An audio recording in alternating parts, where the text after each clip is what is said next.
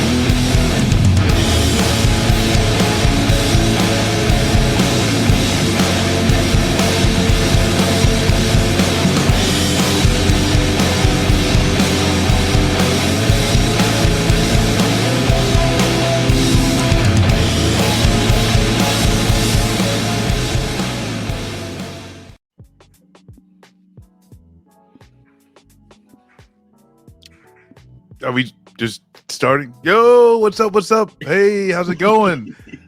Another episode of Beyond the Red Zone. We did talk about this start, and that's why it's going so smooth. I'm Marcus.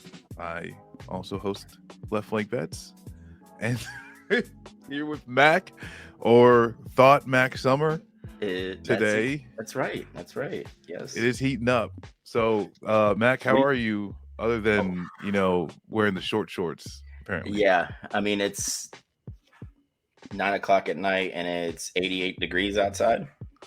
I want to say sorry to everybody. Last week, I was dealing with a sickness. Then I had I got dumped, and then both my kids got COVID in the last 2 weeks. So it's been a banger, man. Damn, that's country music level. Nah, bro. Shit. That's why it's Thought Mac Summer. I'm gonna just gonna be a summer of me making bad decisions all summer long. Well, good. And I mean, as we were talking before, my partner just got COVID, tested positive. So yeah, it's good times all around. Yeah. But I mean, hey, COVID's over, right? Yeah.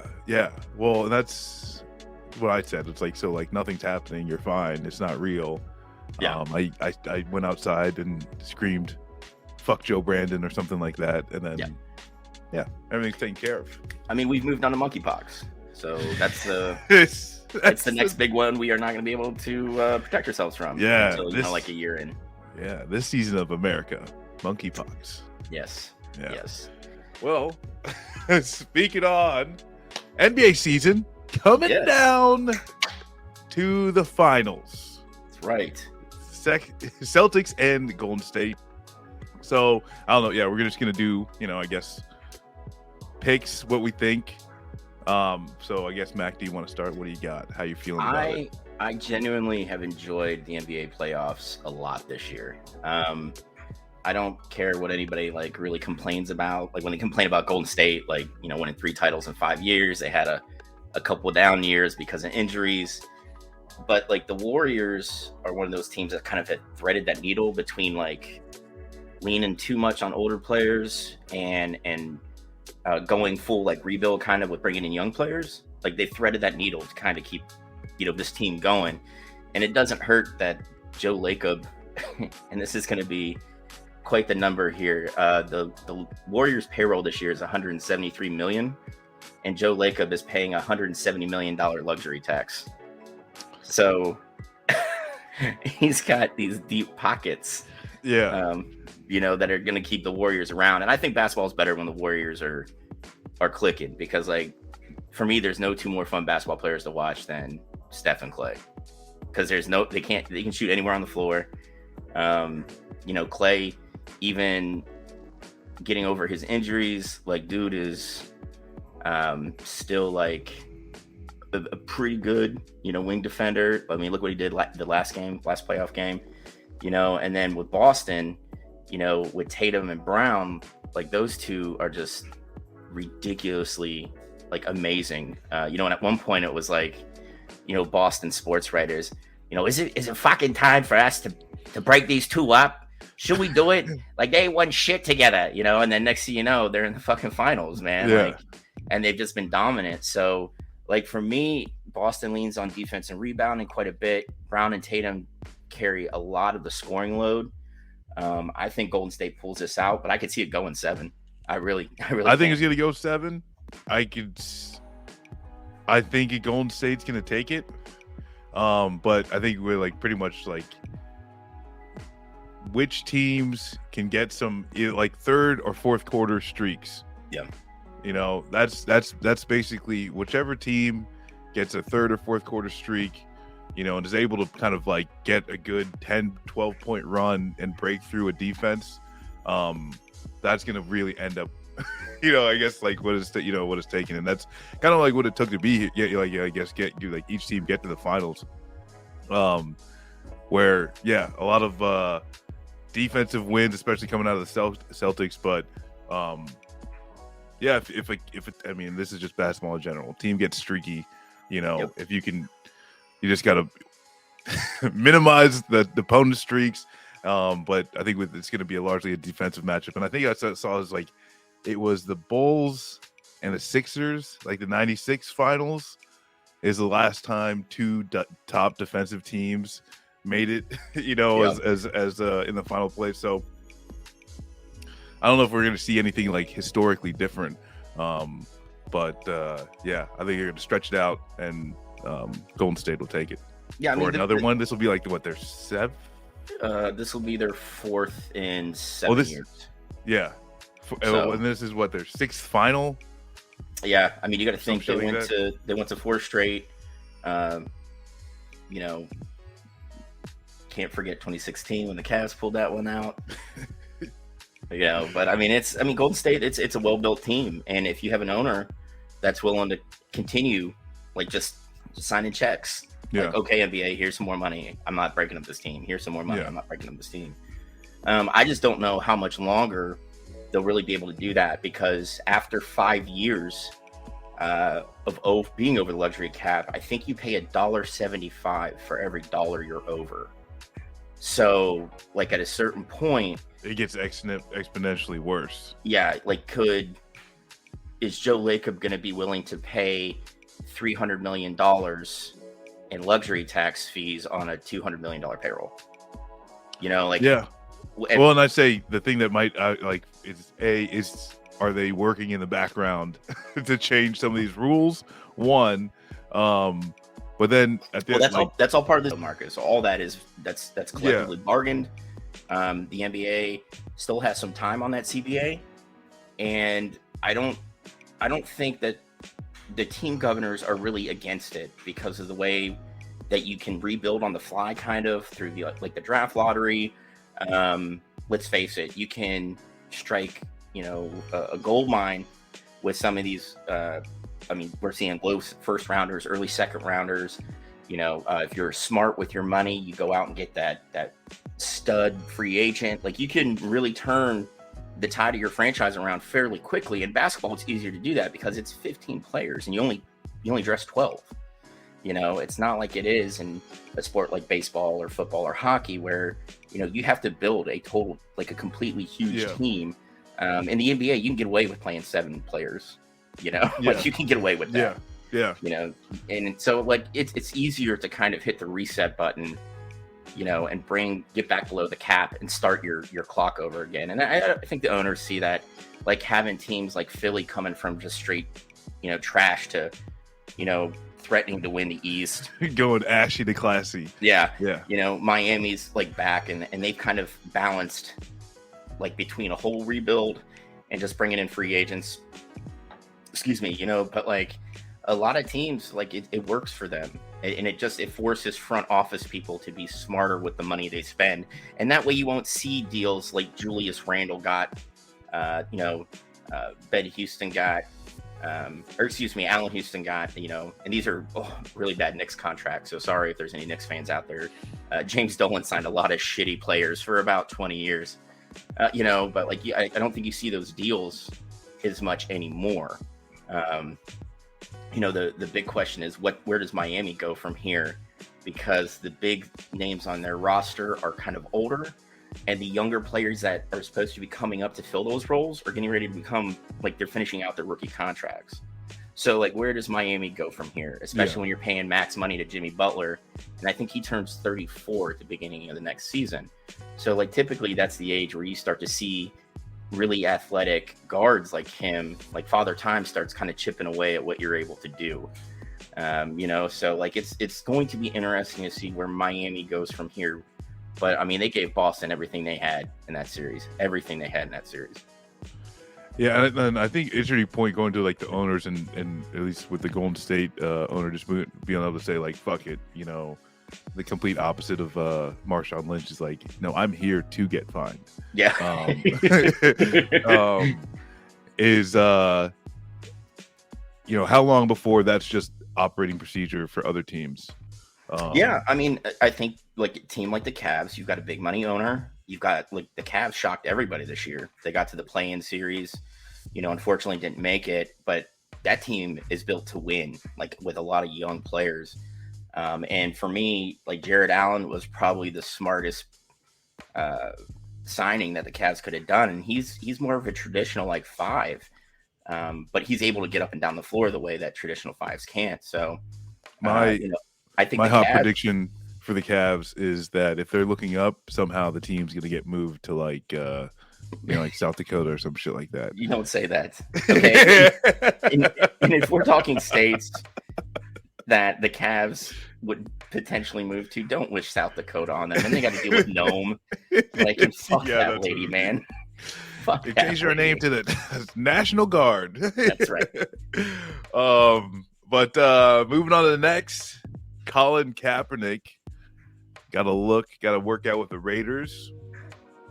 Does it mean something? Does it not? Is this just NFL playing games? For me, I don't think I'd like be willing to say, oh, the NFL is willing to change or anything like that type of shit, or a team's actually serious, unless they sign him. Like, if he's not in pads, it's a joke. It's a game. It's just a ploy. And I think this like,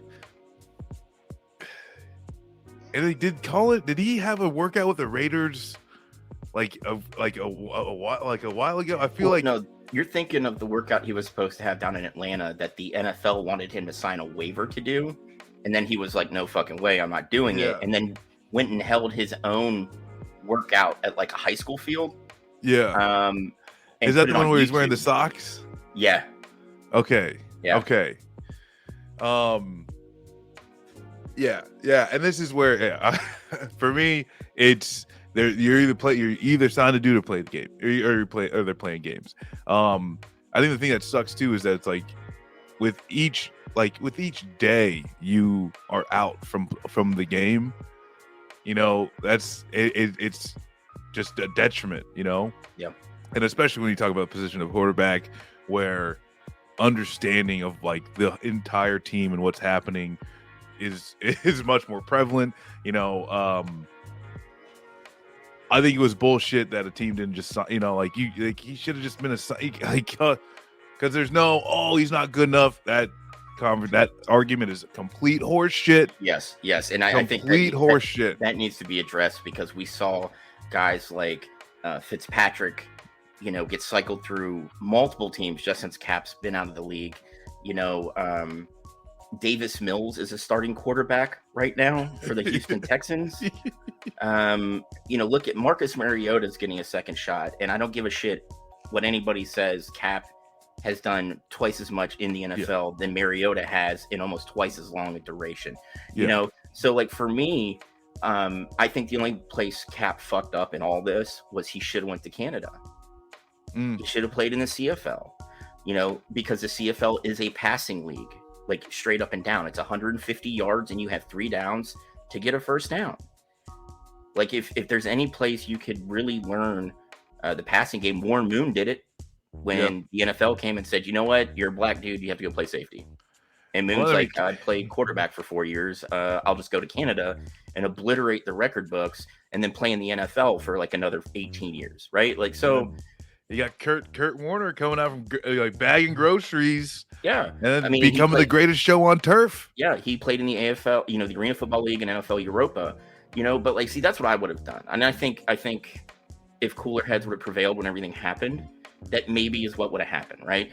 But even now, I mean, I still think he's better than half the backups in the NFL. There's no way. And like, that's where too, it's like, if we're talking having him on a roster, and like, I guess like that's, So I mean, maybe we've hit a good like qualifying note, because at the very least, even if he hasn't played in so long, just what he has done is like, I guaranteed better than all of the practice squad quarterbacks.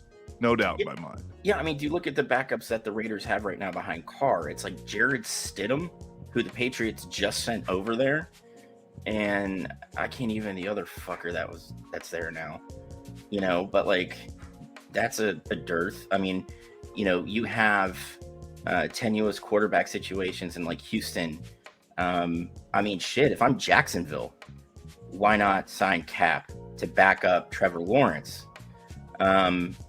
Because Lawrence, that offensive line is trash, and Lawrence is one bad hit, away from just being, I think, this is games. I think they're playing games. If you don't even just say, hey, we'll get you on the roster, right? Give you a season, you're going to have to probably give him something decent, I don't think Cap's going to want to fucking jump on a team for like scraps, because that can just like kind of tarnish the name in general.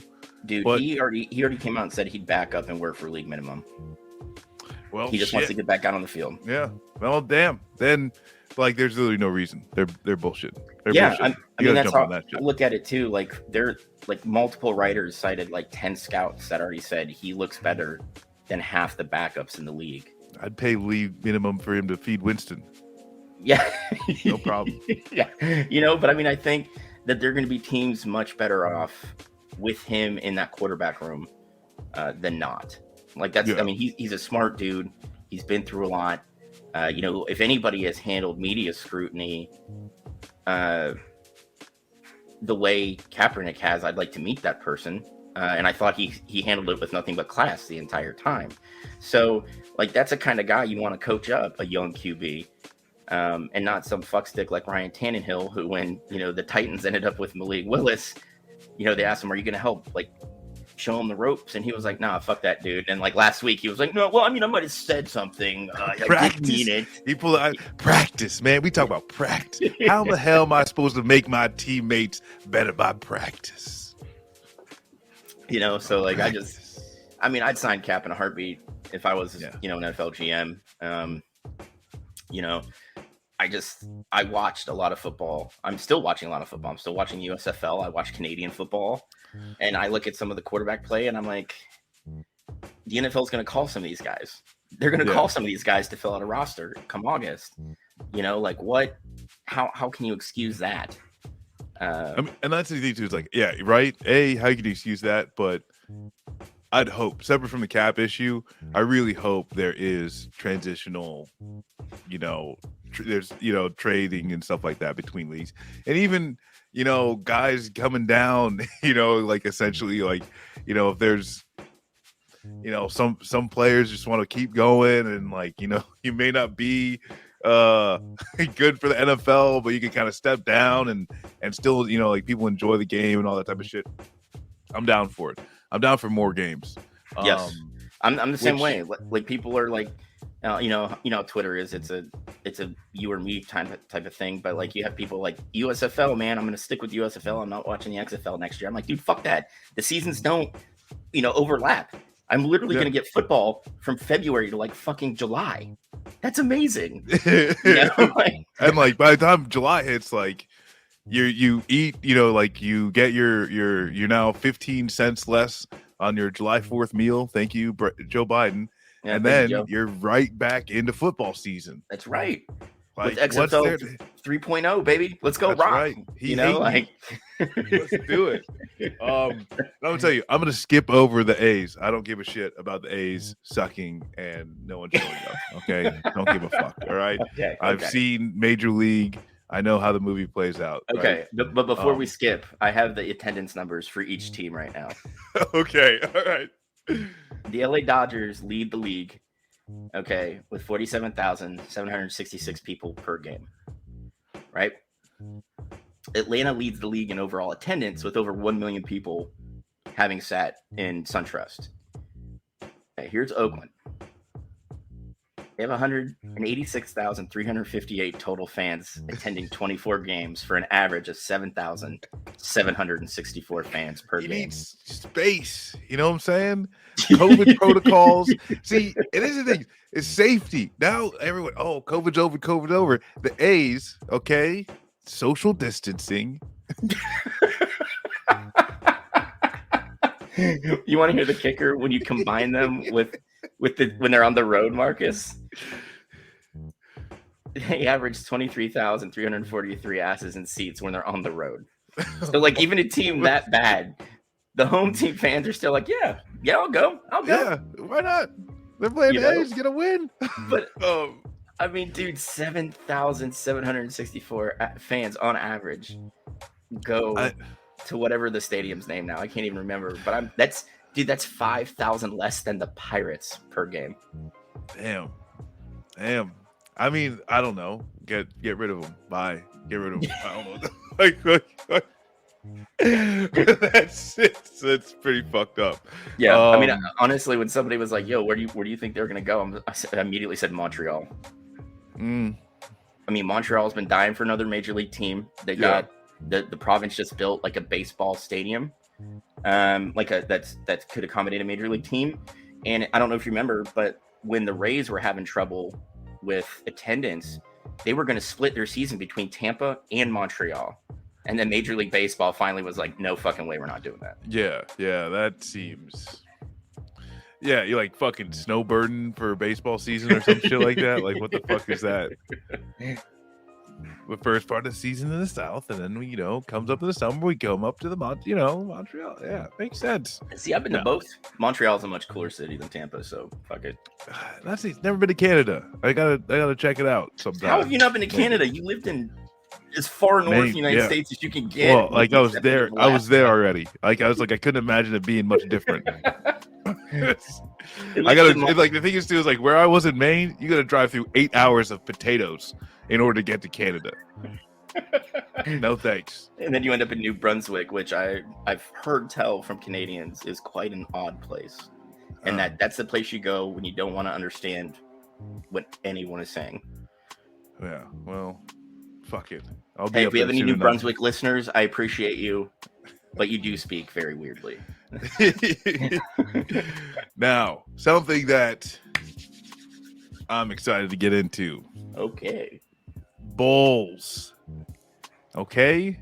I packed one before we got on. Yeah, not the weed bowls. Oh. We're talking about bowl games. NCAA bowl games.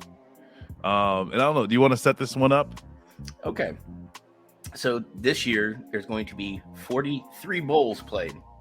Yes, 43. Which means 86 teams will be playing in a bowl game this year. Let's fucking go. Yes, 86. There are 130 teams in the FBS, which means 66% of every team will go to a bowl game. Now, you have to remember 2 years ago, they didn't have enough teams to fill out all the bowl slots. So they had to give exemptions to 5 and 7 teams that had high academic records in order to play. Now, out of those 43 bowl games, 37 are carried by ESPN and their corporate parent ABC. And ESPN Events, which is a division of ESPN, owns 14 of the games. Owns 14 of the games. That's what's wrong with that? Having a small business, Mac? You get against owning a small business. Do you hate American workers, Mac? You hate Is that what you jobs? They hate the jobs.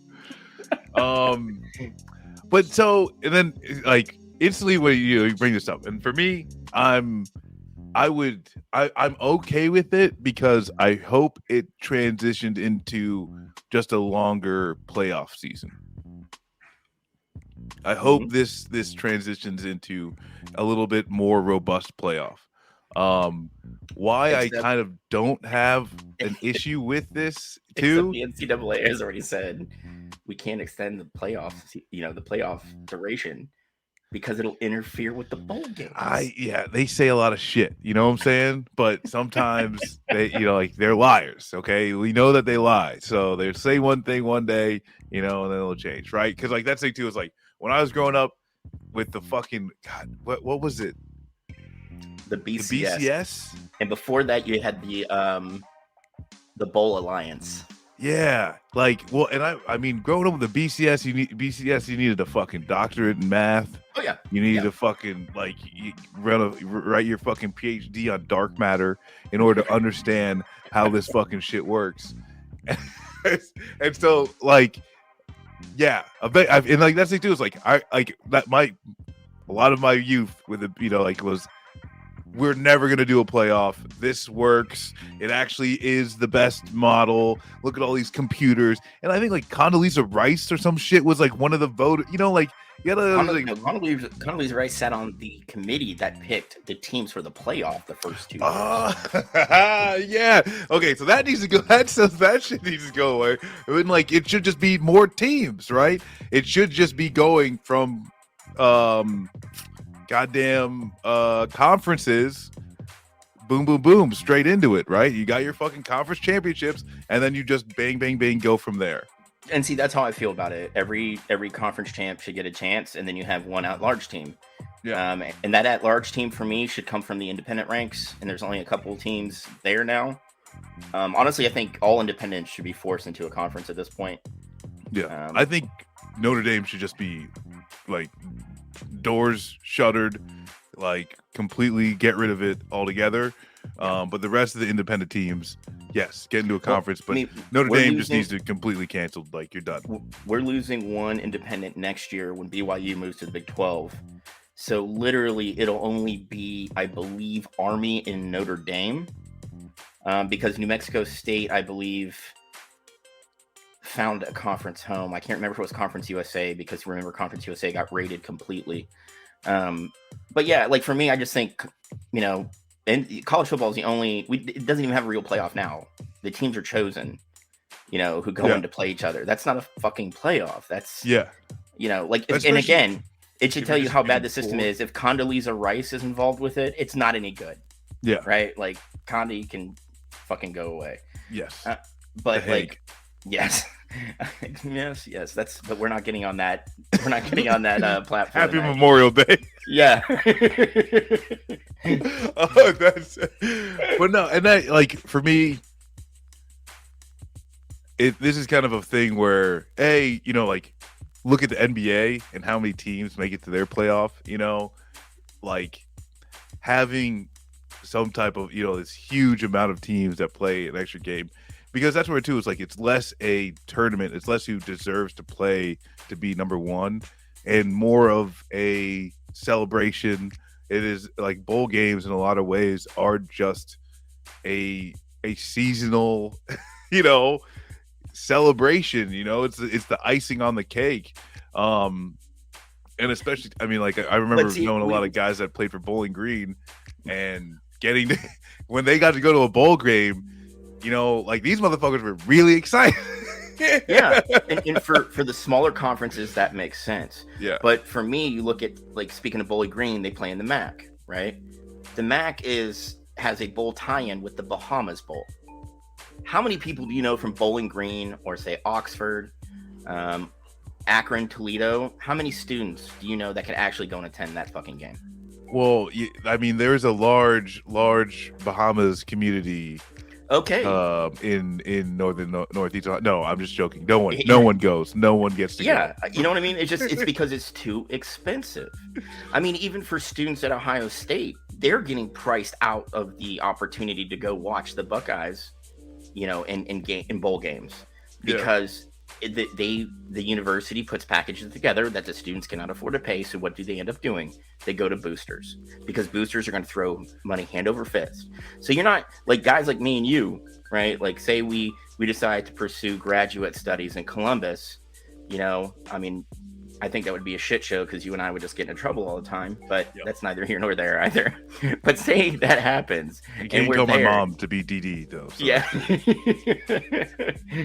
But say this happens, right? Like, you and I would go to the website and then look. I mean, last year, I think the total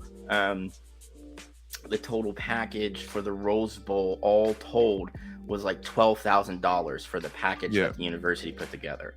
I mean, I've never thought about going to a Rose Bowl ever. Fuck no. And dude. I mean, and the thing is too, is like, I've thought my whole life it's kind of bullshit that the Rose Bowl, right? It's like the competing between a East Coast or Midwest, but it's not like the East conference versus the West Coast conference, and the bowl game is always in the West Coast. Yeah. Like it's in Tempe, Arizona. Like, that's not, like, what the fuck? That's bullshit. Put it in Minnesota or something. I don't know. Oh, God, I'd love to see that. Like Pac-12 teams coming out to yeah, there needs to be like a home and home. They need to have like a fucking Minnesota game. But no, and that's, I think that would be, something that it'd be kind of interesting to see, is that what if you travel for bowl games kind of goes away, and there's home team advantages for a lot of that you could just attach a bowl game name and all the fucking marketing or whatever, but it would just go to whoever the Big Ten teams you start out, you go from there, right? And then that's a funny thing that was actually floated by a couple conference commissioners, right? Like, hey, we don't have to do away with the bowl, but if we expand the playoff to say 12 teams, we can do essentially what they do now, right? But they would just expand the amount of bowl games involved, right? But then the committee, and especially ESPN, who again owns 14 of the bowl games, came back and said that no, because you're essentially going to give fewer teams the opportunity to go to these bowl games. So why would you do that? And it's like, if it's a playoff, who cares? Like, you're still seeing the top teams in the country play in games. I mean, fuck, dude. Honestly, the Bahamas Bowl is played in a stadium that only has like 20,000 seats. Bro, make that one of the playoff fucking games. Yeah, no shit. Ohio State, Oklahoma at the Bahama Bowl. I want my postseason.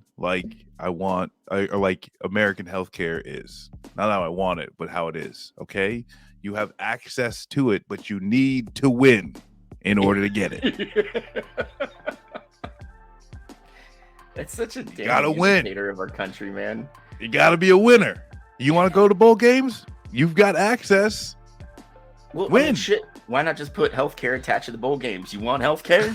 You want to get seen for your injuries? You just gotta win. It's the Hunger Games now. Well, no, for me, it's already fucked. Adding more bowl games, whatever. Honestly, I think the biggest change for more bowl games is there's a bunch of 18, 19-year-old kids that get to have a good time. I don't think there's really a detriment to the game. Sure, some execs are gonna make some more marketing dollars, and then a few hundred roided out fucking 19-year-old dudes are gonna get to you're gonna get an Oculus and a grab bag, playing some fucking game. For me, this is where I'm torn from it, right? Like, I agree with you on that one. Let the kids have a good time. I think for all they do, it's cool, right? Like, I get it, especially for teams like Miami of Ohio. Those kids aren't getting an Oculus. They're not getting NIL dollars. I get it, but the other part of me, which just wants to see a better game, we don't need 43 fucking bowl games, man. And like I said, I'm happy that next year I'm only gonna have like 2 months of no football. That's fucking great, right? Like I love that, But like at a certain point, do I want to see Middle Tennessee play, New Mexico State in a bowl game? No. Honestly, I mean, for me, what I want is more big games. I want more big inter-conference games, and like you get the same ones that are locked in, every year. And it was like, but you got these rivalry games that locked in every year. I think, having a larger tournament is actually giving people what they want. They want to see more OSUs versus LSUs. They want to see, more, like USC's versus Florida's. Like they want to see more Alabamas versus Oregon's. Well, at least when Oregon's, good. When they show up to play. Yeah, when they show up. But like those big games that you're only so lucky to fucking get, they could be an every year thing if they extended the fucking playoffs. If they just made it a little bit bigger, you would force it to happen. You know what the biggest speed bump to that is, and this is what I've been thinking about, is the new NCAA president say he expands it to 12 teams. He lets every, the major conferences with a couple of the smaller ones come in, and we get that year, Marcus. We get this year. We get this particular season where Vanderbilt wins the SEC, where Indiana wins the Big Ten, where Arizona wins the Pac-12. Okay, Vanderbilt. Okay. Okay, like, and the thing is every conference commissioner at that point is like, no, we can't do this. And you just see him push the cancel button, and there's no champion that year. Because the way the game is changing, we're seeing we still have these very top teams, right? Like that can't go without saying, right? But we're seeing like Kentucky is routinely winning 9-10 games a year now. It's a basketball school, right? Like we're seeing these teams that shouldn't be any good that are winning football games. Remember, like Duke had a string of seasons where they're like, is Duke are they trying to switch over here? But but I mean, I would not, the way college football is now and the way things are, and Danarchist, to answer your question of what universe does this happen, it could happen a few years from now. All it takes is a couple injuries and a couple turnovers, and we could have some weird fucking playoff matchups. I mean, honestly, I was shocked they let Cincinnati in this past year. I was shocked. Yeah. Even though they had won 2 straight years of football games, in trying to play bigger teams to really get that non-conference look, right? But they're playing and beating who's ever in front of them. But like I was shocked. Cincinnati gets a good pull. Cincinnati's like one of those teams where it's like, hey, I want to go to OSU, but like, oh shit, Ohio State actually has like serious academic criteria now. There's a lot of guys that are like Charlie and It's Always Sunny. It's like when you ask them to leave Ohio, they're like, know, and they end up with like people at Miami, at Cincinnati. I mean, Fickle's done shit. I mean, like hell, even like Bowling Green, they they had a game day there. When Urban Meyer was head coach. Before he started trying to finger blast women through their jeans. Well, that was before he got it on video. Okay, we can't know for sure. But no, for me, I'm down for it, and I think like just because fuck it, they really can't make it worse. And then hopefully, you do get those chances for those teams. Yeah, that's my biggest dream is to have that playoff with just ass teams going on amazing runs, and then sitting in my living room with my feet up, like fucking bong in hand, just like the conference, the conference presidents, the president of the NCAA, all of them are crying right now into their, fucking yeah. Which I want to shout out. Jason mentioned Arizona State earlier, and Jake, like that Rose Bowl with Jake the Snake. Yeah, 96. Joe Germain. I remember, and I'm like this. Never again. This is like the last time.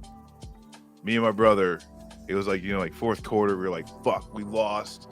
We're like going to our room, mother, blah, blah, we're just, and then we hear my dad going crazy, still in the living room, right? And he's like, you never give up on him. And like, I think it was like the next year we get our shit kicked in by Michigan. What do you like? Learned a key lesson that day. But that's the thing too, is like, yeah, it was like there used to be a time where, Arizona State was like a good chance, right? Oh, like consistently a good shot, for the Rose Bowl, decent pick. And I think with players being able to get money, and this is something I said before, is the schools that tie into the entire experience. Like when you've got business schools, marketing departments, that are talking to the incoming freshmen about their social media, and they're able to take classes that's literally just creating their own little careers.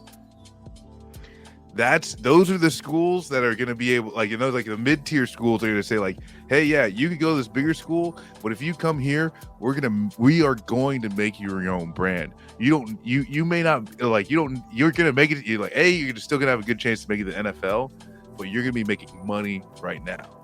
Yeah. I mean, and I think if you as a head coach, right, have any balls in the because there's a coaches association that works with the NCAA to implement like rule changes, right? Mm-hmm. What I would do is I would go to the committees and literally say, hey, you need to expand the size of coaching staffs by 4, and those 4 individuals aren't there to coach football, they're there to coach NIL stuff, like you said. Yeah. The image and branding, how to use social media to your benefit.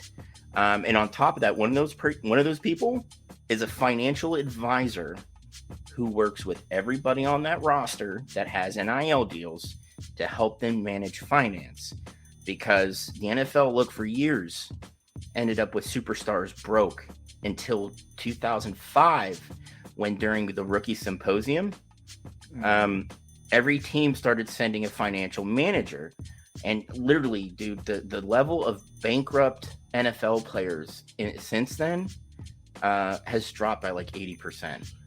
And like that's something the NBA has been doing for a lot longer. Yeah, is actually having just like, listen, motherfuckers, you about to get a lot of money. I want to chime in because this is like something I'm kind of real interested in, which is this whole NIL situation. What's going to happen. And the other day I was driving in town, and I think I told you guys one of the radio stations I get is out of the towers out of here, but it's out of San Diego, and it's a sports station. It's one of those 24 hour, all we do is sell gambling time. And they had a show with Ralph Sampson. If you remember, Ralph Sampson played in the NBA, went to Virginia. Yeah. Back in the Jordan 80s and the Valvano 80s, when that was a very tough conference when you think about the talent that came out of that conference. And they were all talking about how the school is set up to help these young men with how to manage their future. And basically he was there to just kind of sell Virginia, which is where he went, on the school to go to if you need that marketing push, because they had a whole department for marketing that he was talking about within the athletics. Yeah. So I do think that's going to be an interesting thing to see. Like you guys said this a few episodes ago when you're talking about Ben Roethlisberger, a guy that didn't want to go all the way to Columbus and stayed kind of in a small school, big man on campus. He stayed in his backyard, essentially. Finley was down the road from campus. And I Imagine being able to do that. Like listening to what's the kid, the running back for the Steelers now? He came from Alabama. I can't think of his name. Najee Harris. Najee Harris. Najee Harris is from the Bay Area. He's from a place called Antioch, and he went to De La Salle High School. No, I'm sorry. I think he went to the Antioch High. I don't think he was De La Salle. Anyway, is Antioch like? Is there a lot of fucking players that come out of Antioch? Like they end up going to De La Salle. Yeah, they go to the big private school. Yeah, they go to the private school. DJ Williams is from around that area. Well, he's closer to me. There was a big. This is gonna sound bad. There was a big move when before the housing crisis, people that lived where I'm from in Richmond and Oakland, they sold their houses if they had houses, or they bought brand new houses or newer houses in Antioch because it was safer at the time. So there's a lot of jokes on that. No, there's a lot of athletic characters in that region. Yeah. But he went to Alabama, and he had people coming from all over to scout him. And he, talked about the difference in weather when he went to Alabama. Of course, the difference in weather when he did to Pittsburgh. And I find it interesting that these kids can now, no longer have to endure the culture shock. And I think that's going to end up being a selling point, because some kids wash out with the culture shock. Mm-hmm. Yeah. And stay home, and I have a whole system in here for you. And look, you can be the big man, here at San Jose State. We're D1. We're going to be on TV. And you're the tech mecca.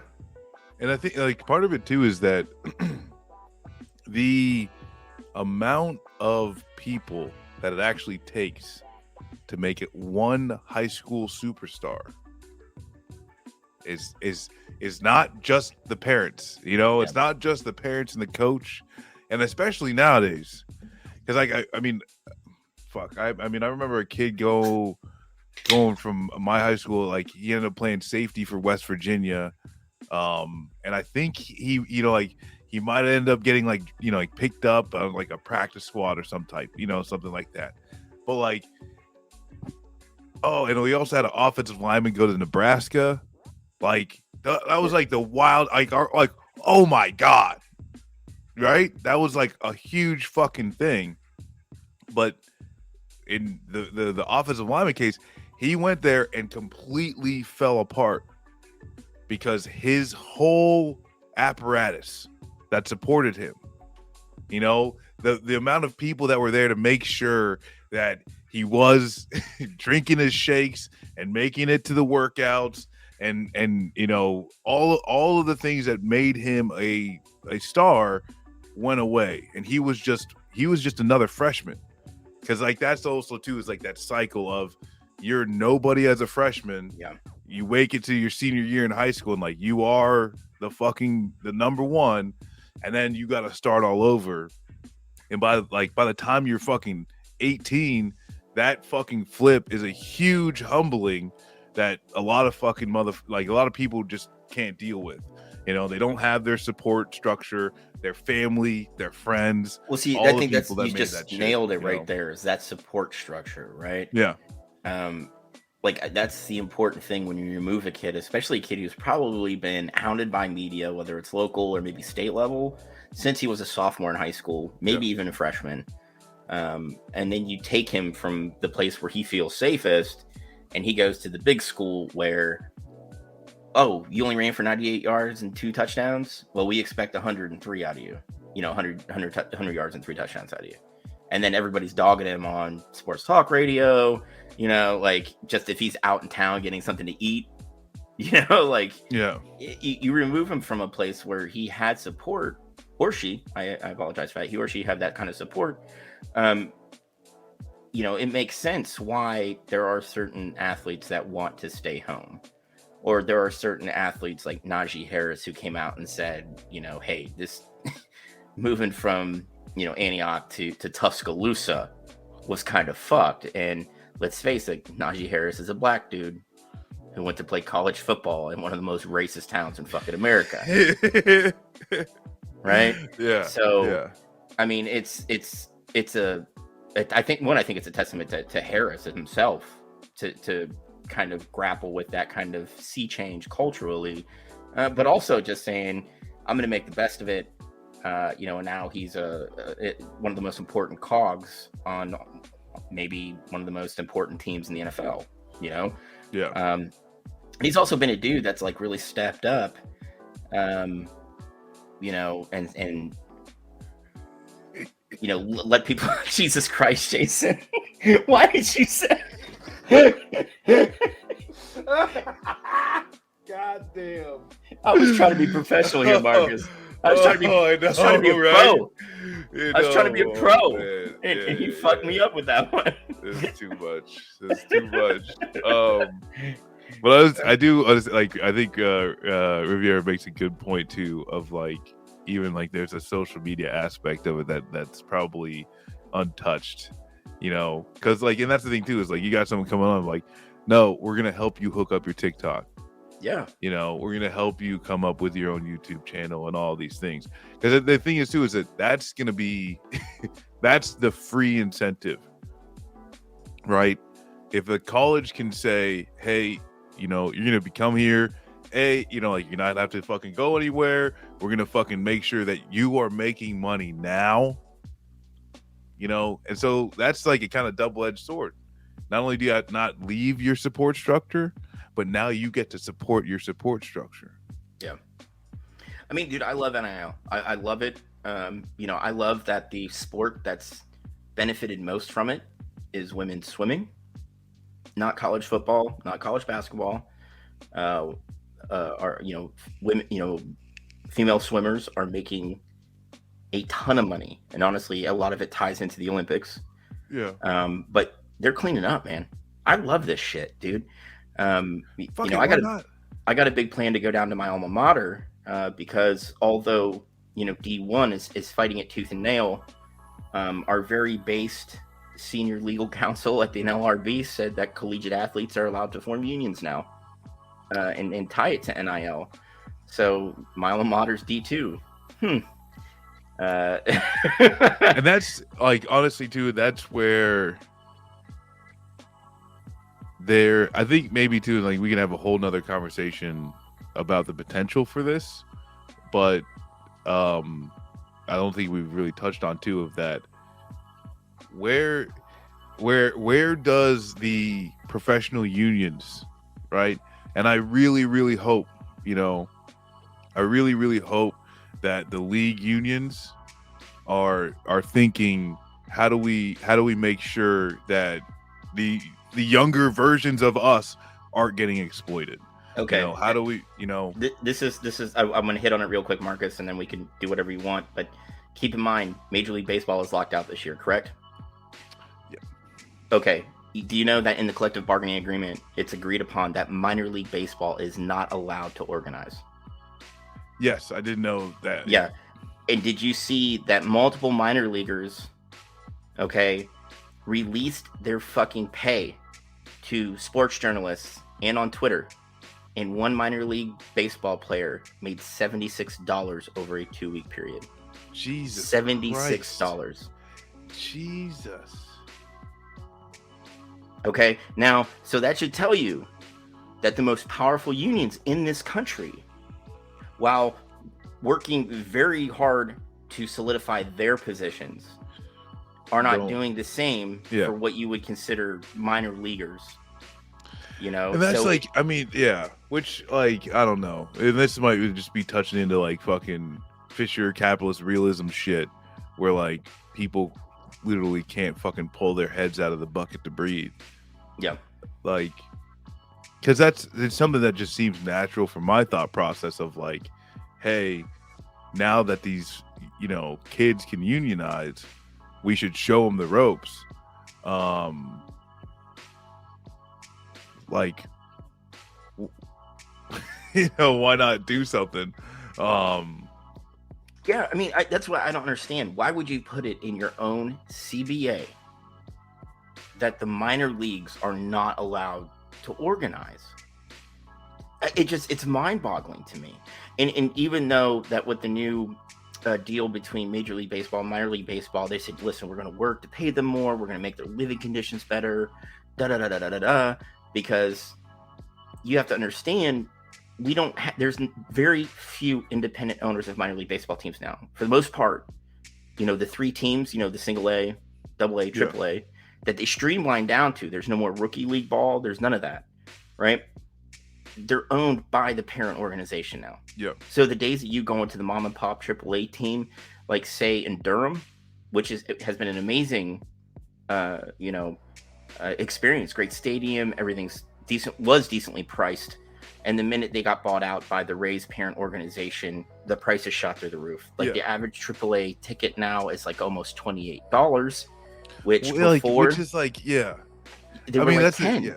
Yeah. Because fuck, I'm not even a baseball fan, but I remember, we go to the Clippers game, and that was, and then when they were the Yankees, the affiliate, team, AAA affiliate. Yankees affiliate, and it's like $5, dime a dog nights like every fucking day. It's just Marcus, cheap as fuck. I live in a town that has the Astros single A affiliate, and the cheapest ticket is $19 now.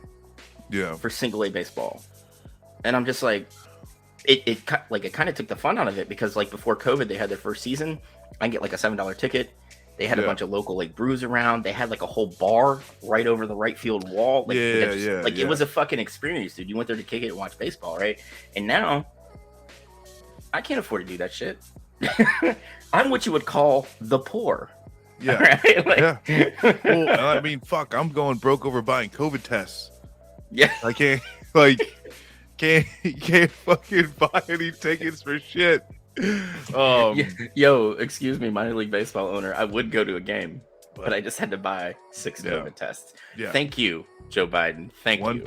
One person in the household gets a positive. Guess what? And now we gotta fucking shill out $100 for tests. Cool. Fucking thank you. Let's go, Brandon. Yeah, let's go, Brandon. Fuck. Goddamn asshole. And to answer your question really quick, Rivera, I don't think SAG or AEA would be very good models. I really think it would take one of the more grassroots things, like Chris Smalls led at Amazon. Because Amazon's such a weird company to organize. Smalls kind of just kept it running, independently. And I think it would take that to organize minor league teams and like Division II and Division III athletes as well. Honestly, I think that's probably what like Jimmy Carter builds houses and shit. He just is like happy to have for humanity. That's what Bernie Sanders is gonna do.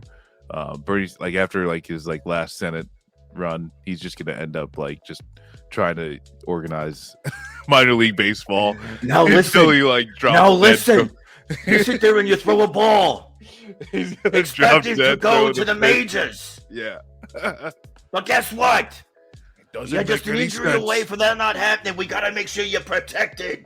The richest country in the world, and you got the minor league baseball players who can't even pay rent. And that's the thing, fucking too, is that people think, oh, these are minor league players. Oh, the teams try and sell. It's oh, these are just kids who are getting paid or getting driven around to play some baseball. They're having the time of their lives, But it's no, these are people. These are adults with families and responsibilities and bills and shit. And there's no they think that at least they sell it as oh, it's just a fucking 18-year-old kid. We're just taking him off his parents' hands for the summer so we can play some games, But it's no, people are trying to build their careers, off of entertainment, and you are fucking them over, right? You are completely just taking their labor and getting paid for taking that money. This is fucked up. I got called, I deliver pizzas to keep my lights on, and I got a delivery to the hospital, and there was this dude in essentially his team workout gear, walking on a foot that was 3 sizes too big. And I was like, dude, what the fuck? He's like, yeah, man, I twisted my twisted my ankle at the game. Team essentially put it on ice. I couldn't walk. my host family, who, yes, this is single A ball. Like Marcus said, they're 18, 19-year-old kids. They get placed with host families in town that put them up for the summer. All right. And his host family drove him to the hospital, dropped him off. He has no insurance. And all he wanted to do was get some food. He hadn't eaten since the morning before the game. He orders a pizza, and it was a cash order, and they told him the wrong price, and he didn't have enough money to pay for a fucking pizza. So I gave it to him, and I was just like, dude, don't sweat it. So I went back to the store, and I was like, yo, hit it up with my 50% off discount. I got it. And like, I don't exactly have a lot of cash, but like, dude, like, you don't even have enough money for a fucking pizza. Like you said, Marcus, like, they're literally exploiting labor at this point. And the thing is too, is that like, thank God he got a free pizza, because he's walking out that hospital with a few $1,000s at least. Yeah. In bills. Yeah. That the team may or may not cover. It's up to them, you know? I mean, the fact that he's there alone, can't afford a pizza, I think should say everything. That's all the support that he's gonna give. I showed him a bit of solidarity. Like, I've seen him pitch. He's been in town for a couple years now. I think he's 19 now. He got here when he was 17. He's an actually really good pitcher. And I just, like, when he told me that, and I just look, you know, like I said, I remember back to these minor league players like taking screen caps of like their deposits of $76, $70. And I'm just like, how is this okay? Like, how is this fucking legal? And then I think back to, it's not just America. Major League Baseball has an antitrust exemption. And I'm like, how do we continue to let this fucking shit happen? Yeah. Agriculture workers and minor league baseball teams. Yes. People who shouldn't be able to unionize. This is America, people. Like, this is the thing that, like, and I'm getting off of sports real quick, Marcus, but like, this is the thing that just angers me. We had 7, by definition, mass shootings yesterday.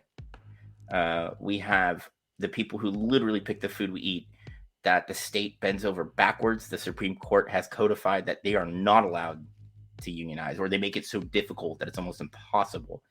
We have young men and women in minor league sports where the parent organization says that you are not allowed to, unionize, even though the NLRB specifically says in its charter, all American laborers are allowed to do so. And to go to the agriculture thing, the Maine legislature passed a law stating that farm workers in Maine can unionize, and government, or the Democrat governor and girl boss Janet Mills vetoed it. Of course she fucking did. Oh my god, dude. Okay, take us to the next one, because I'm getting pissed off. The next one is kind of where we're at. Yeah, fuck it. I mean, I'm here in this space now, Marcus. Yes. Okay, let's just go. Let's just fucking go. So 19 kids, 2 teachers get murdered in Uvalde, Texas. Gabe Kapler of the San Francisco Giants, and there's a video corresponding that said he wouldn't be going on the field for the national anthem as a protest. Commented, I don't plan on coming out for the anthem going forward until I feel better about the direction of our country.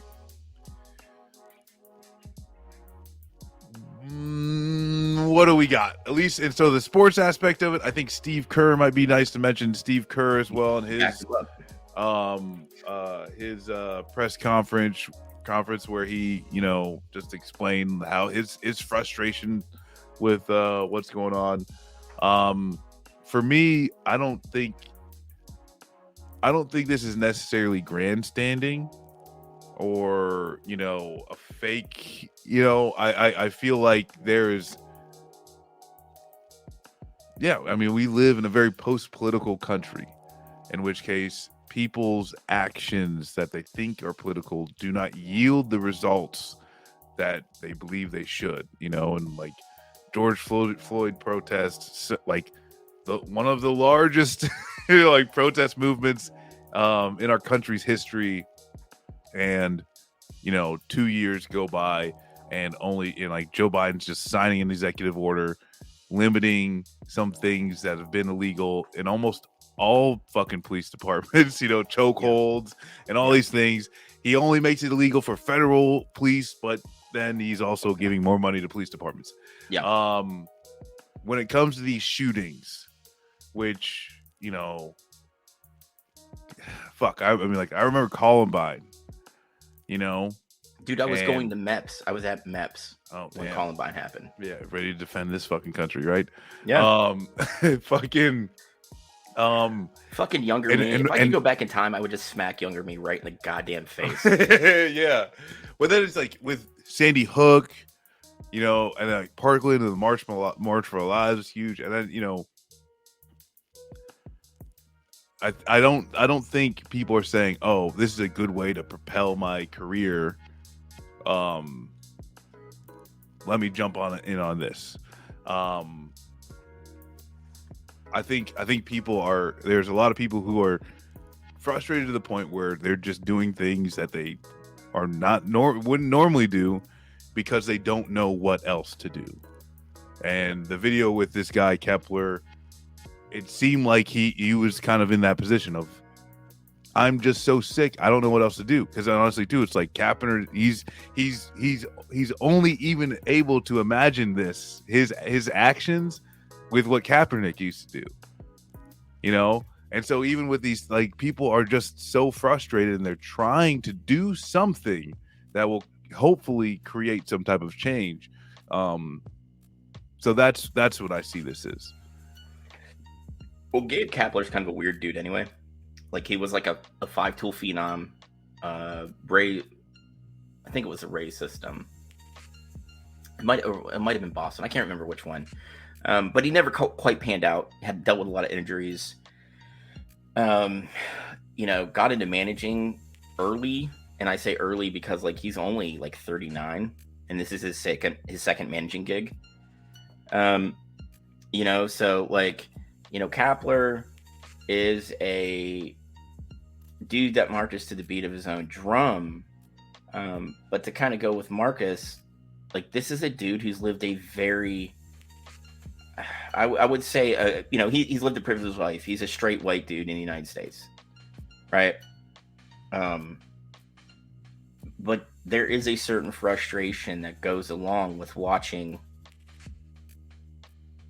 kids, like, not even have the opportunity to grow up.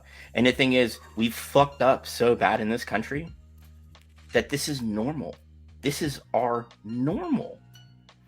Yeah. So I'm with you, Marcus. I don't see it as grandstanding. I see it as someone who was like, you know what? This is what I can do on the stage I have to try and bring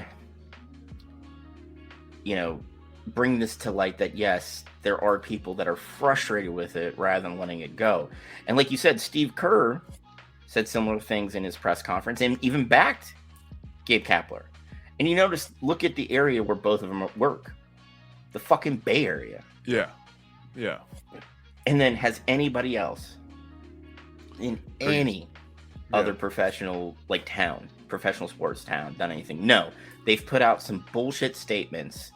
I give the Yankees this, at least to their credit. They put up removed baseball programming from the Yankee network and put up, programming to combat, gun violence, so that was kind of, honestly, I was surprised by that, but yeah,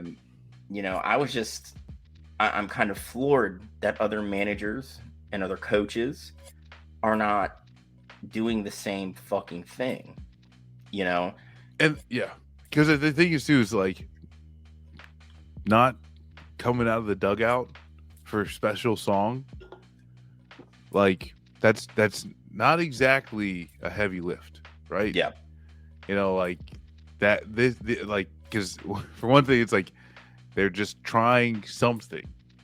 Steve Kerr's got to do the press conference anyway. Yeah. He's not really going out of his way. There's a lack of imagination, I think, a lack of good examples, whatever, right? Lack of any type of leadership on movements that actually drive to the core of the problem. Yeah, and you just see people who do you think some of these guys are doing that because, like you said, Kaepernick took a seat, right? Well, he kneeled, he took a seat and then knelt, right? Mm-hmm. But do you think some of these guys are like, it started a discussion about an issue, so we could do the same thing? I mean, do you think there's something there to that? Yeah, I mean, and that's where I think that's what they're trying. Yeah, that's what I think like they're trying to do. If I could talk to Steve Kerr right now, I would tell him,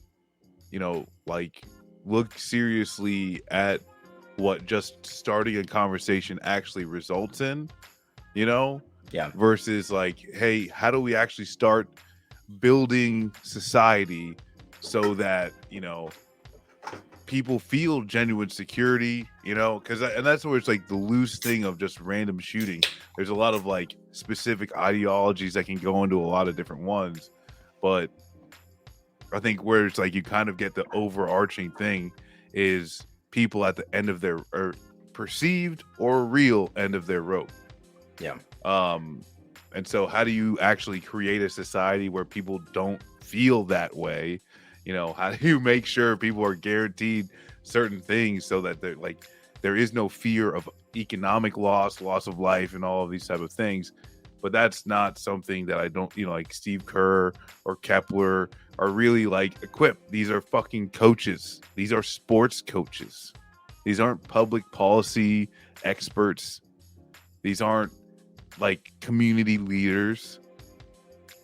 They're fucking ball coaches. I'd argue in some sense that they in certain markets they may be community leaders. But that's the thing. It was like, I like in a lot of ways, yeah. It's like you could have a coach be a community leader, but a professional ball coach, like Steve Kerr, whatever community work these motherfuckers are doing is NBA or MLB sanctioned community shit. Yeah, okay, that's fair. Yeah, you're right. You're right. Like they're not driving like movements for the people.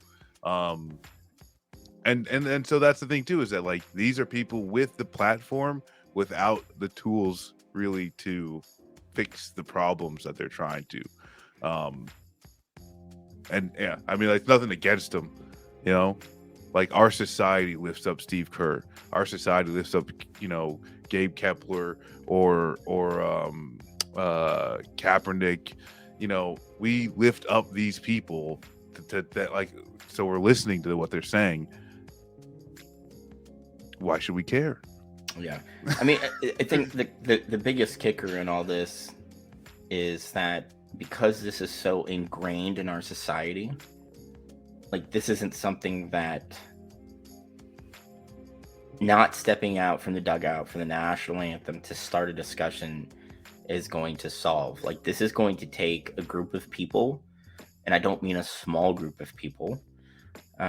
This is going to take them banding together and literally cordoning off their community and forming, essentially what like,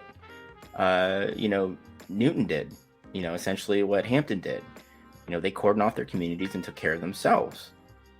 And I really believe that's the only recourse we have at this point, because when you see a bunch of fucking cops stand around for an hour while kids inside are getting murdered, like, to me, that is a flag that says you cannot fix this. Yeah. Right? And then you look at in our legal code, in Black Rock v. Texas, heard by the Supreme Court. Yeah. Opinion written by Sam Alito said police officers have no responsibility to protect people with their own lives. That guy Alito, he's had some good opinions, I've heard. Oh yeah, they're bangers, Marcus. Bangers. Fucking bangers. But no, that's something that's like, I think it's interesting, is that with the state of Texas has a law that says no, like you're actually supposed to put yourself in between the danger and the public, right? If you want to talk about being sheepdog, you got to do sheepdog shit, all right? That is Texas state law. But like Max said, Texas state law. like the Supreme Court. Yes, exactly right. Yeah, the Supreme Court came in and said, nah. Okay, hey. Blue lives matter now. Blue lives matter, and yeah, these cops acted accordingly. And this is something that, like, you know, I talked with Jason before about, you know, like a lot of people are like fucking shitting on these coward cops, you know, and I'll say the only thing I'll give is, like, no one knows how you're gonna act when you got a gun pointed at you. You definitely you definitely don't know how you're gonna act when you not only have a gun coming at you, you got bullets coming at you. However, these cops don't get to have it both ways. Hey, yo, where I know how I'd act.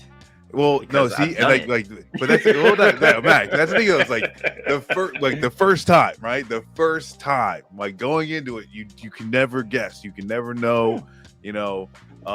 No, I pissed myself. My fucking team leader started screaming at me to shoot, and I was like, "Oh, okay, I better do this now." I gotta do this.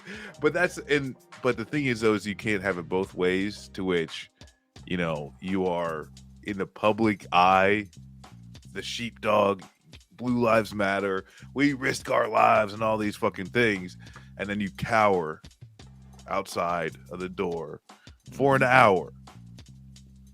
You detain the parents and tase them while they're fucking trying to get in. You just can't have it fucking both ways. Fucking moms got inside that place and got their kids out. Moms. So, like, if we have to keep police forces, make them all moms. All right, just straight up and down. Like, well, and this is where, like, the thing is that like the current fucking PD just doesn't. It's just not there for you, and that's where the thing is that, like, it's understandable, especially in this country, to want a group of people dedicated to helping the community anytime violent shit goes down. And that's something that's like, if you're going to plan on living in the United States, in whatever variations of government that may come, you know, the gun issue is going to be an issue. And how do communities, you know, deal with it when it comes up?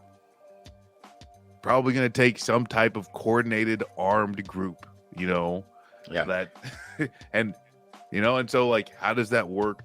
Who do they actually serve and all those things? But you saw it, right? When it came to Texas, there wasn't any property worth defending in that room. Yeah. I mean, and isn't that the kicker about all this, is that, I mean, we've seen PDs be lower than low the last, 4 years? As we went out and marched, as we went out and protested, you know, as they, you know, fired less than lethal rounds directly at us, you know, as they gassed us, as they hit us with batons.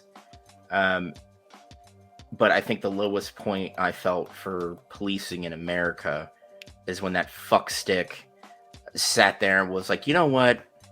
Thank God no officers were hurt in all this. No, but there's 19 children that were fucking murdered while none of your dickhead cops got fucking hurt. Not lost on me that there was 19 cops standing in the hallway. 19 kids died. Yep. And then what kills me most, this is the thing that really rankles me most, dude. And I think you probably know where I'm going with this, is the fact that the CBP is suddenly the fucking good guys in all this. Which, this is the wild thing. And, like, sports shows completely ended, okay? Yeah.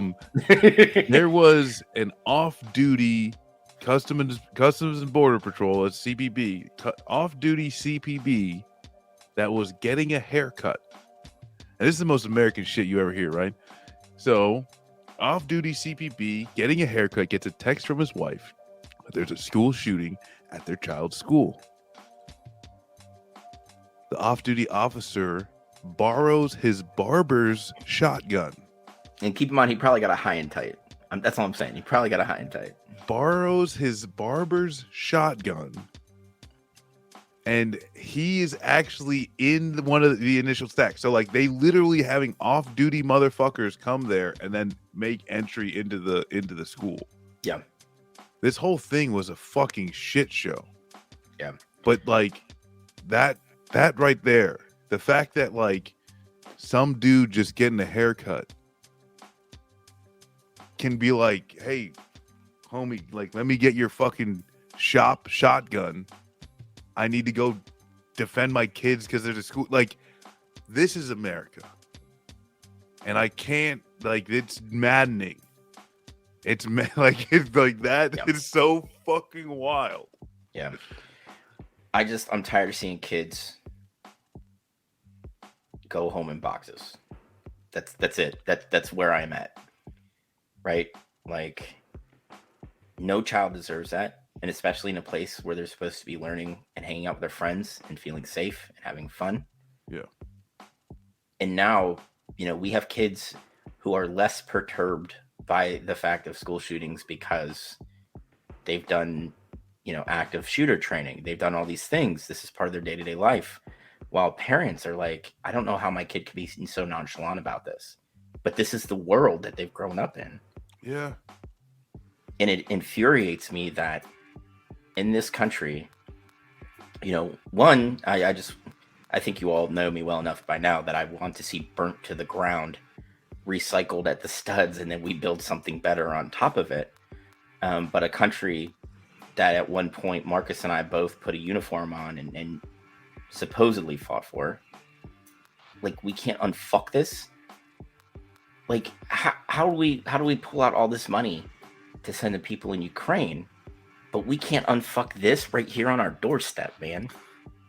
Well, and that's where, like, Smedley Butler is the only fucking dead veteran that I actually thought about today. But Chris Dorner got a little few thoughts as well. Yeah, but with Smedley Butler, wars right here, right there, right here, right fucking there, right. And it's free online, but it's like $7 for a fucking paperback. I got mine for $5. I read it once a month, and I jot down notes in the margins. There's always something new to find in it. This is why, right? Like, the United States is a weapons manufacturer that happens to have, some schools. Yeah. like we are just like that's what we are, and the guns that are produced are part of that, and like the popularity of them directly tie into militarism, the war on terror, and this operator fucking lifestyle. And like, I mean, today I was in the grocery store and I saw this fucking guy that must have been 100 pounds soaking wet with a Black Rifle Coffee shirt. And like, and this is where it's used, like, where I want to judge these like right wingers based off of their definitions of masculinity. Yeah. Like, no, motherfucker, fight me. I'm a snowflake. Fight me, bitch. Like, see how fucking tough you are. I mean, dude, I got into a fight 2 weeks ago, yeah. Marcus. I got into a fight 2 weeks ago, like a fist fight. I was at my dive bar, and I've got a big hammer and sickle tattooed like right here, right? And I've got like a socialist flag and a flag of the International Brigades, and like I've got a whole commie chest piece, right? Let's see it. No, I'm not fucking flashing any of you, man. Fuck you. I'm not in that good a shape yet.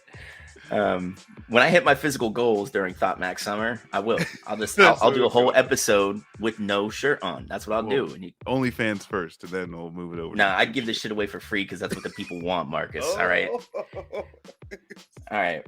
But this, like, I'm at my dive bar, and it's like, it's in the summer or in the school year. Like, people are coming out like from the colleges around here, right? And there was this group of women that come in.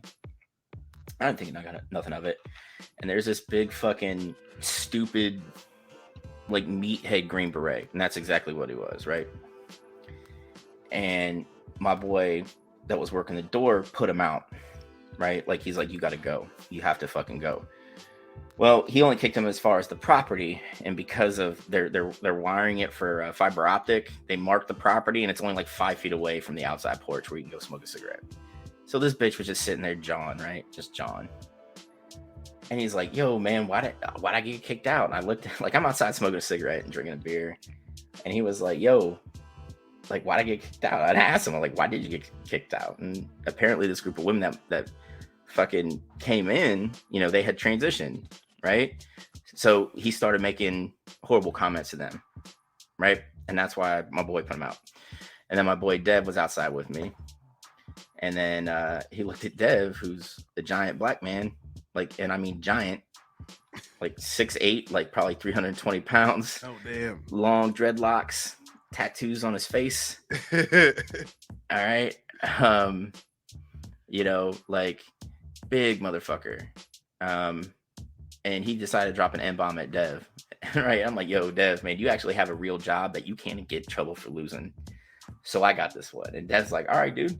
And he just acted as my hype man the whole time. Right. But see, like, I buy shirts with some labor shit on it, and I'm not going to let some cracker ass white dude rip my shit. So I just took it off.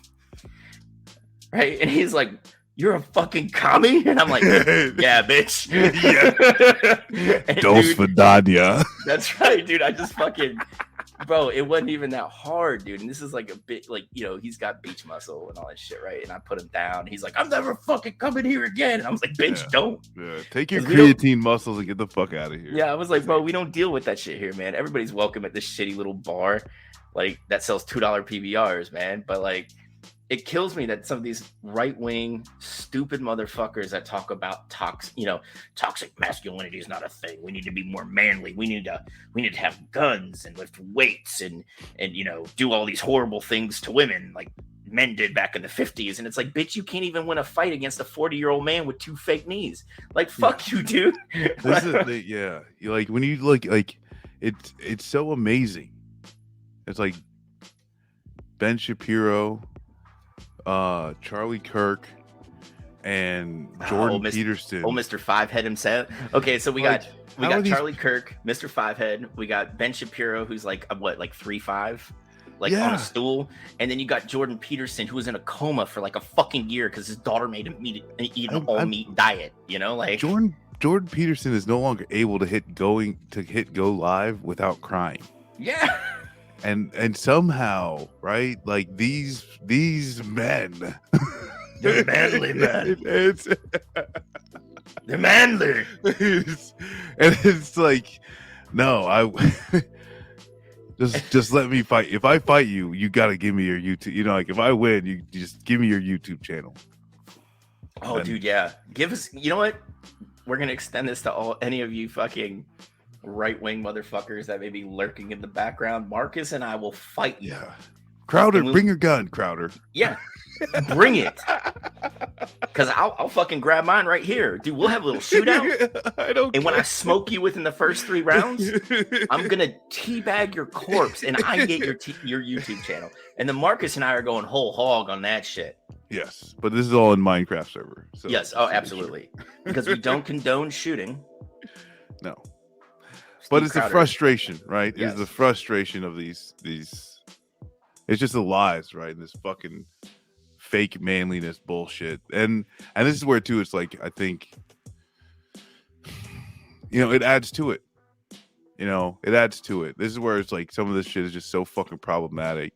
You know, and even like you got like some dude like the Dr. Oz, who was like running for the Senate and everything like that, and I think they're still counting. So there are chance, yeah. That Republican nomination they said could take like another 2 weeks. Yeah, which is, I mean, good for Fetterman. So fuck it. But I mean, can we just cover this? Like, if Fetterman, well, I mean, that's like is the great hope here, man. Like, it's no, absolutely not. Okay, right? good. Absolutely not. Okay. Fetterman is not Dr. Oz, right? Or the other fucking lunatic. Yeah, I'm just saying, like, Fetterman is problematic, and you're never gonna see me jump up and down for like a motherfucker that's just on the Zionist fucking playbook. Okay, yeah, like it's just yeah. Like I literally just- lesser of two evils. I'm not getting excited. I'm not telling anybody to go donate. Like No. that's just it. No, I mean, dude, I've literally come but- to the decision I will not be voting anymore until I can be politically represented. So until there's a commie running, Yeah, I'm not doing it. But either way, with Dr. Oz though, and that's what some of these do. Like some of these motherfuckers, even like Donald Trump Jr. as well. Because Dr. Oz, he's doing the skeet shooting, Oh, God. right? Don Jr. He's posted all these specific, they're like these shooting pistols, and they look like space guns. They're not Glocks, They're not actually fucking actual pistols that you use and buy. They're these specific, marksmanship space guns that like no one actually uses. There's just LARPers, and it's just obvious LARPing going on. But so many fucking people just buy into it. It's very wild. It's very, very, very wild. And yeah, at the end of the day, it's like there's nothing fixing this country overnight. And I don't think that, at the end of the day, this gun debate that goes on every single time, it's just another issue area that's just going to show you that the apparatus that, governs this country has absolutely zero dedication to the people. And what's Dr. Oz's deal? Basically, Dr. Oz's deal was, he's a TV show guy, does have connections. Well, he is Turkish, and so like I think the Turkish lobby actually helped his political transition. Oh yeah, dude, definitely. Basically just right-wing asshole that was on TV. Hey GG, I work from home and my roommate refuses to turn the AC on, so I wear basketball shorts almost always in my house. Oh, wow. Yeah. See, I'm kind of in the opposite, where like my partner is like made of ice, and so like I'll be in like sweatpants and like wearing like a beanie and shit just to like get through the fucking day, because they're like, no, I need it frigid. That's the setting. But I don't know. We've rambled a bit, man. But I think, is covered... Jason even is Jason here? I don't, because I feel like we might. He said to holler at him. Yeah, we have to do some fucking filibustering so that Jason can actually end the stream. We'll just do more. We'll do more Bernie talking about rights for minor league baseball players. Yeah. Now listen, if you're pitching in Fayetteville, you deserve a standard 11 so you can survive in Fayetteville. In the richest country in the world, every child should be able to go. I'm doing like I'm not Bernie, I'm JFK. Yeah. I'm doing era minor league baseball. Clam chowder. We can do LBJ. Now listen, if you don't let them minor leaguers organize, I'm gonna show you my hog. Yeah, long beef. You're just gonna stare at me while I take a shit. All things LBJ did. Which the only U.S. politician with longer beef than LBJ, mayor of Chicago, Lori Lightfoot. Lori Heavy D Lightfoot. You didn't hear her quote? This is like a few weeks ago. No. It was some like, I don't know like what the fuck it was meaning, but it had like some labor leaders involved, and she was like literally like yelling at him like, I've got the biggest dick in Chicago. And then she like literally says, even bigger than the Italians, don't fuck with me. I was like, God damn. She's great. And Chicago, that's another one. Oh man, That's dude. another good one coming out of Chicago. Yo. They've started canning Chicago tap water, and they call it Chicago. What the fuck is that? That is horrible. The Like, can what? art's pretty good. The can art's pretty cool. Okay, but dude, I have this thing with like the canned water shit. What's that water that's like hell water or some shit? That like a bunch of like actors and shit have done. It's like in a white can. But like they specifically sell it out, and I'm just like, holy shit, dude. Like, the only thing I like in a can is beer. I'm not drinking canned water. Like, for me, like the metallic taste is gonna come out if you pull it from like the river.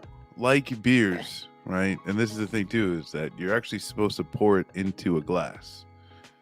And I don't do it often. No, but like if you pour the beer into the glass, right, the foam comes up. You actually burp less. You're actually less, that chemical reaction, it happens in your stomach instead of in the glass. But I can't drink PBR out of a glass, Marcus. I would look classy, and I can't have that. Which I'm not saying you need to do it. I'm just saying. I would like to burp less, though. Also too. So with the metallic taste, you're actually just tasting the can. You could pour the water into a nice Chicago labeled glass, maybe. Oh my god, dude! You know what we need to do is fucking throw some money together and just get a sixer of this shit, and then stream us drinking it to tell everybody how shitty it tastes. Yeah, and I'm not sure it's completely water. An unboxing, uncanning, and Chicago tasting stream. I think, yeah, absolutely. What are you drinking on? What do you got? I had some Bud Light seltzers, man. Bud Light seltzers. You're over here shitting on Chicago while you're drinking Bud Light seltzers? Yeah, they're delicious. Wow. Dude. Wow. Listen, you got to drink what's in your fucking refrigerator. I bet that doesn't even have any lead in it. Not like the Chicago. You're not getting all your minerals. Well, I mean, there's probably arsenic in it. There's a little bit of it. Yeah, a little bit of lead. Yeah, I mean, there's some water, cold fermented cane sugar, natural flavors, cane sugar, citric acid, sodium citrate, and malted rice. Oh, nice. Only 100 calories per can, man. Oh, wow. Get that fucking beach bod. That thought. Bro, it's Thought Max Summer, so yes. I got to look good, man. Yes, absolutely. Yeah. No, I got the Founders All Day IPA, which, can I admit this? Chat's gonna make fun of me. I'm an IPA drinker. That's fine. I'm one of those nerds. That's all right. Yeah. You like what you like, dude. Like, I was the guy that would have given you shit before I went to Camp Anarchy, which was like a 3-day punk fest I went to, like right before COVID hit. And I bought 2 days of like beer tasting tickets, and it was in Southern Ohio, Marcus. Oh, right? Nice. So, like, you had one ticket, you got this little cup, and it was like maybe 4 or 5 ounces. And you got to like go up to the tent, take your ticket, they would fill it up and, whatever. But it like got to the point where like there was like 60 vendors from like Southern Ohio, and there was IPAs, there was this, there was that. And I was like, I'm such a man. I only like beer flavored beer, Yeah. And then I get there. It's not the case. If it tastes good to me, I'm going to fucking drink it. And for me, some IPAs taste good. Other ones taste like a pine cone. Like, it just, that's how it is, Like, one of my favorite microbrews here in town has a blackberry infused lager, which I love. Yeah. It's amazing, So, like, I've really just expanded my palate alcohol-wise to match my palate food-wise, And it's now I just enjoy what I want to fucking enjoy, man. Yeah.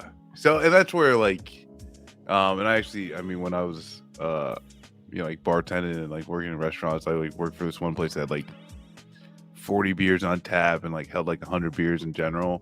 So like, that's what like opened my, and even it's like that's like the first like man-made drink was beer. So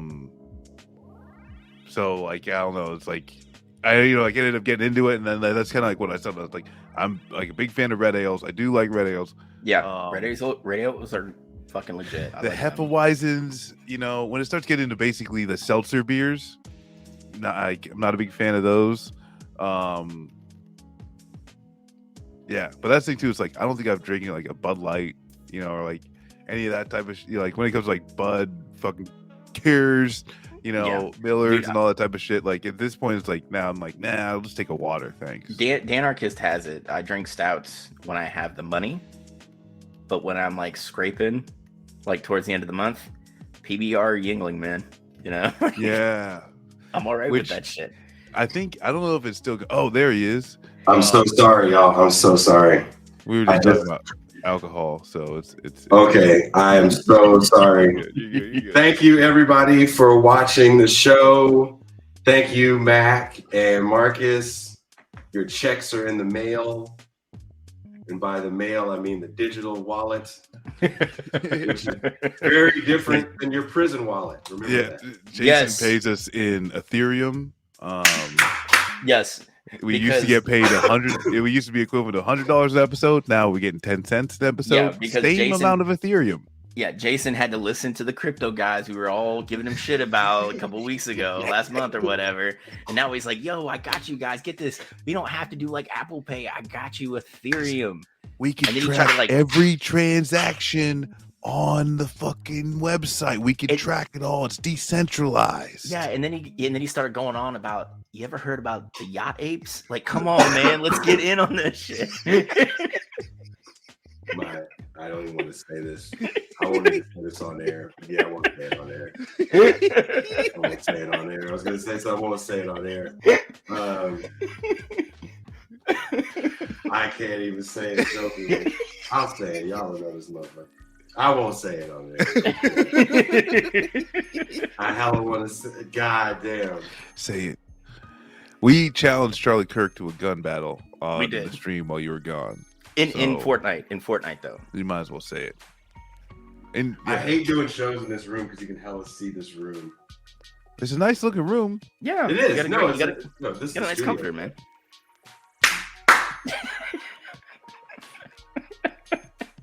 At least the bed is made, right? This isn't my bedroom. This is the extra room. This is the studio. It looks very hotel roomy. It is. It looks like a hotel, right? Yeah. Good. That means you motherfuckers can't stay long because it's uncomfortable. Yeah. Oh, us motherfuckers. Okay, Jason. Let me paint something for you. I can stay there for a long Marcus and I fucking literally found holes in the dirt where we slept 4 days. All right. We can shit in a bag, piss in a bucket, and sleep on that floor for, I'd say, 3 months without even saying, yo, man, can I get a carpet just to throw down here? Yeah. We'd be fine. It's like a comfortable ass floor. Yeah. Well, I have nothing to say now, I guess. It came with hella pillows and shit, so I guess it's dope. Yeah. Thank you guys so much. And I just wanted, I'm going to say it real quick. Well, I won't say it. I'll tell y'all. It's kind of funny. All right, I'll say it.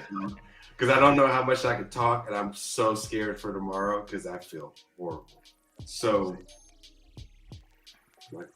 I know someone around here that was trying to tell me to get into NFTs, and NFTs was going to be the future, and they was going to open up an NFT gallery. Oh my God. And they were showing me, they're like, check this out, come here, check this out. No. They showed me the NFT, and I was like, check this out, homeboy. Did old boy that sold you on this tell you that you need to get in on this now? He was like, yeah. I was like, check this out again. Do you think anybody that makes real money tells you that you got to get in on something right now? Like, do you think that's how shit works? And he goes like this. So you don't think if I'm telling you you got to get in on this now, I'm telling you that, because I'm finna cash out when your dumb ass comes up in here. And you're gonna be holding everybody, you're gonna be holding the bag for everybody. Like you're gonna get stuck. And he just kept looking at me like, so you don't Jason, I can see it because you got the arm. Like I'm like, check this. I was like, all right. Let me break it down to you like this, homie.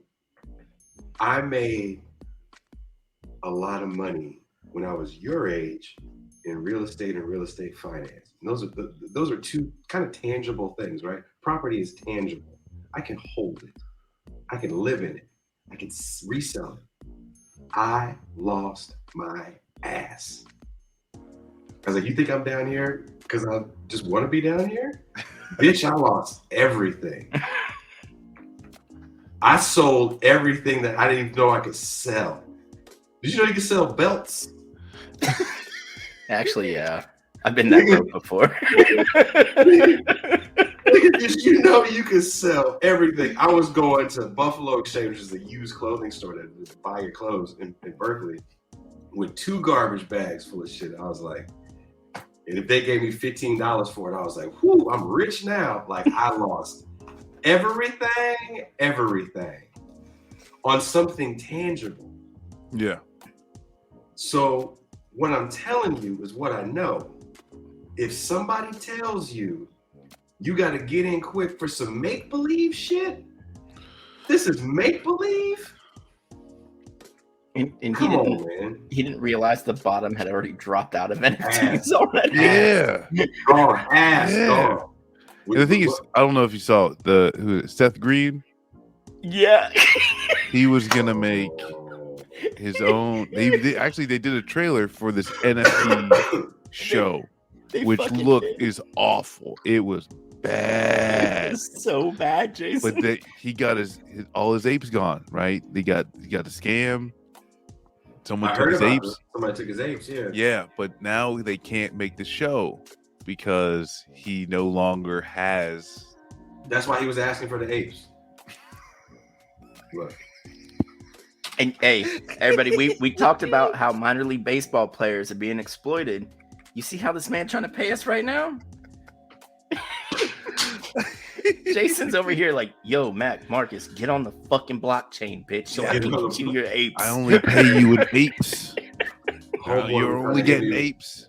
Hey, homeboy was trying to hit me with the crypto too. I was like, dude, I was like, look here, man. I was like, I know exactly where you are. Oh. You want to find the way to the money. But he's like 2 years behind. You ain't gonna find a way. It's not, you can't buy the way, and it's not for you because you're here next to me. Yeah. How many emerald mines do your parents own? Yeah. If you're next to me, homie, sorry. It's too late. And you ain't playing ball? And you ain't slanging none of these fools to slang it? Yeah. So. You could look at, if there's a baby, if you are next to me at any point in your life, you're not going to make it. You're not going to make it. Where you want to make it, you're not going to make it. Yeah, so Jason, I'm going to need you to send me the openings for availability down near you. Which, I mean, that's easy. Mac, I know, like, you stick around for, but, like, I've been thinking about it. When Jason gave me the lowdown, and it's like, nah, just get the fuck out of that fucking shithole country called America. Yeah. I was like, damn. No, yo. I look at it this way. I'm saving money. I'm gonna do a bit of traveling, but like my goal in the next few years is to get the fuck out of here. My kids are old enough. Like nothing ties me to this failed idea that is America. Right? Like I'm good. Yeah. When people talk about like, oh, the experiment that was the United States, it's like, motherfucker, like, why would you use human beings as a variable? Yeah. Well, check this out. I was feeling like, because every time I get sad and these school shooting shit, I was just talking to the school shooting shit with David Feldman, and it really breaks my heart, man. I still have school age kids. It makes me really sad. And I kind of want to get back and do something. And then my lady friend was here, and I don't know if she's still in the chat. And she, I had to drive her to the airport today. And driving her across the imaginary line and seeing gas prices, That's all a reminder I needed that I made the right move. Oh yeah. Rub it in, Jason. Rub it in for a man who drives for a living. Thank you. Oh, brother. I went across. So I told her. I said, I don't have enough gas. I said, because border time weights is what kills my gas. That's the only thing that kills my gas is border weights. And so I'm like, should I get more gas? I have a half tank. She goes, oh no, you should be fine. It's about 80 miles round trip. And so we get across. It wasn't that long of a wait. And I'm thinking to myself, oh, maybe I'll fill up before I go back. And I saw $6.89 a gallon in San Diego. I was like, oh, these niggas out here tripping. I'm gonna push my car. Nigga, I'm in an Uber. Jason with the harness just dragging the whip across the fucking world's strongest man in himself across the border. Like, y'all tripping way too hard. I am not. Hey, you good? Yeah, it's another 30 miles to the gas station across the border. I'm good. Y'all tripping. I saw that and I was like, man, I'm not buying tacos here or gas. Y'all tripping. Y'all paying more than $1.50. You tripping. Yeah. Yo, Cameron, where are you from in Atlanta, state-owned, Canada? That's the state-owned gas companies, huh? Oh, that's something. No, it's private. It's private too. It's also. I thought Mexico had shifted quite a bit with the. I mean, there's Chevron. I went to the Chevron to go put gas in my car. I was gonna say, Marcus. I think the largest oil producer in the country has been nationalized, but I think when I say the largest, it's like it makes up like 35 to 40% of the market. Yeah. At the end of the day, though, that drives down prices wildly. Even that, like, you don't have to go across the, because really with that state competitor, like the rest of the companies are gonna have to. It's a race to the bottom at that point. Dude, people were driving to Tijuana to put gas in their car in LA. Yeah. I mean, dude, the thing is, in this country, we're fucked because the Fed literally came out and said we have to push down American workers' wages because they make too much money, which is driving inflation up. And I was like, bitch, where's all my money? Yeah. Where's all my fucking money then? They're like, we need to take there's too much money in circulation. Yeah, motherfucker. And I know who has it. It's not me. Did you think I had the money? Did you think I had it? But the sad part about all this, the sad part, real talk, the cat that was telling me about man, you need to get into this. Look, I'm in it. That's the same cat that is hurting right now badly. And they're all over the country in the States because ain't nobody making no real money. So everybody's trying to find the quick hustle. And it's that quick hustle that causes people to get so fucked up because they end up investing money in the quick hustle. And when you lose a little bit of money you have, then it's kind of like all hell can break loose. And that's what scares me. Yeah. That's the kind of shit that makes shooters.